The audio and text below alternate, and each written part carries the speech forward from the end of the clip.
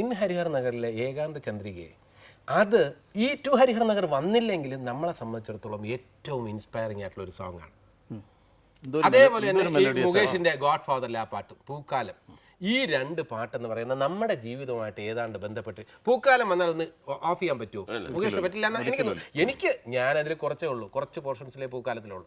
പക്ഷെ എനിക്കറിയാം അതേപോലെ ഒരു നൊസ്റ്റാൾജി ഉള്ള ഒരു സംഭവമാണ് ഒന്ന്. അതിന്റെ ഒരു മെലഡിയുടെ സുഖമുണ്ട്, റീമിക്സിലും ആ മെലഡിയുടെ സുഖമുണ്ട്, ഒറിജിനലും. അത് നമ്മുടെ ജീവിതവുമായിട്ട് ഏറ്റവും അധികം ബന്ധപ്പെട്ട പാട്ട് ഏതാണെന്ന് എന്നോട് ചോദിക്കുകയാണെങ്കിൽ ഏകാന്ത ചന്ദ്രികയാണെന്ന് ഞാൻ പറയും. സിദ്ദീഖിന്റെ അഭിപ്രായം പിന്നെന്താ? അശോകർ പറയാനുള്ള ഡീറ്റെയിൽ ആയിട്ടൊന്ന് പറയും. ഇത് നമ്മുടെ ഫീലിംഗ് ആണ്, നമ്മളെ പുറത്തുനിന്ന് കാണുന്ന വ്യൂവേഴ്സിന്റെ ഫീലിംഗ് ഇത് തന്നെയാണ്. നമ്മളെ കണ്ടു കഴിഞ്ഞാൽ അതല്ലേ എത്രയോ വർഷങ്ങൾക്ക് ശേഷം ടു ഹരിഹർ നഗർ ഇറങ്ങുന്നതിന് മുമ്പും നമ്മൾ സ്റ്റേജിലോട്ട് ചെല്ലുമ്പോൾ ഏകാന്ത ചന്ദ്രികയും അല്ലെങ്കിൽ തോമസ് കുട്ടി വിട്ടോടാന്ന് ആളുകൾ വിളിച്ച് പറയുന്നത് അവർ നമുക്ക് തന്നിട്ടുള്ള വെളി ചെന്ന് കഴിഞ്ഞാൽ ഏകാന്ത ചന്ദ്രികയാണ് പറയുന്നത് കൂടുതൽ. ആ പാട്ടിനെ കുറിച്ച് അതിന് പറയാനുള്ള ഒരു കാരണം അതിന്റെ മെലഡിയുടെ ലോങ് ലൈഫ് ഉണ്ട്. പിന്നെ മാത്രമല്ല അതിന്റെ തുടക്കമൊക്കെ അറിയില്ല, നമ്മൾ നാലുപേരും കൂടെ ഒക്കെ ഞരമ്പ് വലിച്ചു മുറുക്കി ഒന്ന് പാടാൻ ശ്രമിച്ചിട്ട് പിന്നീടായിട്ടാണ് പാട്ട് വരുന്നത്. പാടാം പിന്നെന്താ രസമാണ് അന്നോട് ഓർക്കാം.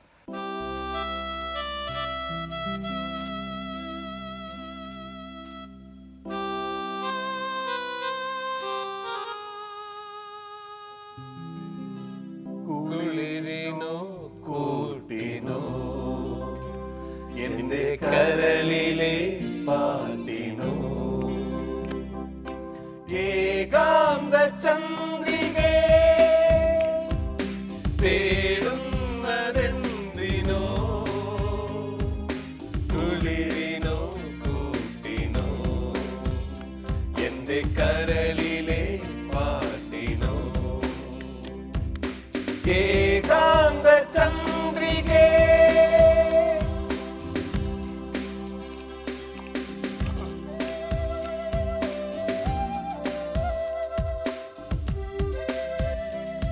അപ്പൊ ഇതൊക്കെ കുറച്ചൊരു ടെമ്പോ ഒന്ന് കൂട്ടി നമുക്കൊന്ന് പാടാം. ആ ഒരു മൂഡിലോട്ട് വരട്ടെ. റെഡി?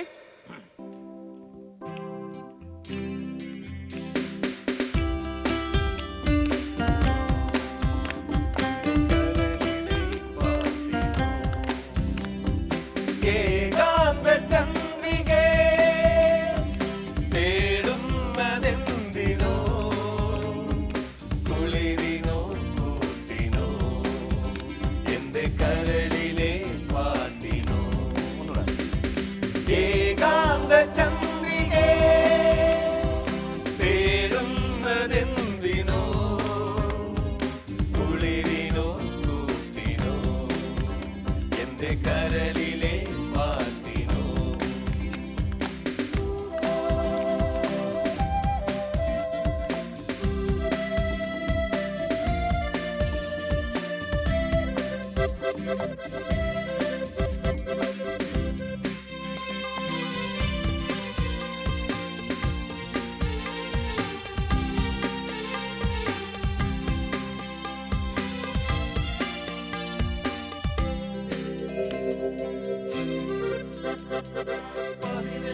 പിറന്നാളിൻ തിളക്കം പിന്നെ പതിവായി ചെറുതാകും ചെറുപ്പം അലഞ്ഞൊറിഞ്ഞൊടുക്കുന്ന മനസ്സേ നിന്റെ തിരിക്കുള്ളിൽ നിനക്കെന്തൊരിളക്കം അഴകിലൊരാമുഖമായ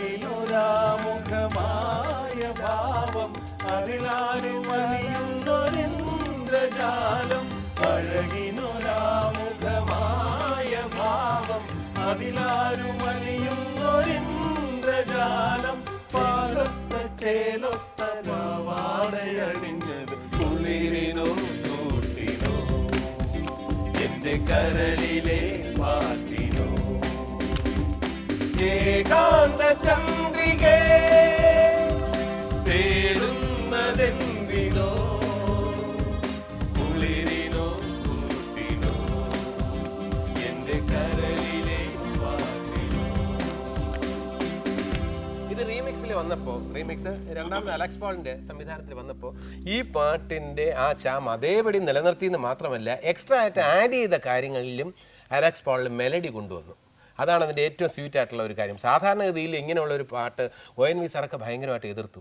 മാണിക്യ വീണയുമായി കൊണ്ടുവന്നിട്ട് പിന്നെ അതിന്റെ റാപ്പൊക്കെ കൊണ്ടുവന്ന് മാണിക്യ വീണയുമായ മനസ്സിന്റെ താമര പൂവിലുണർന്നവളെ പാടുകില്ലേ വീണമീട്ടുകില്ലേ നിന്റെ വേദന എന്നോട് ചൊല്ലുകില്ലേ ഒന്നും മിണ്ടുകില്ലേ.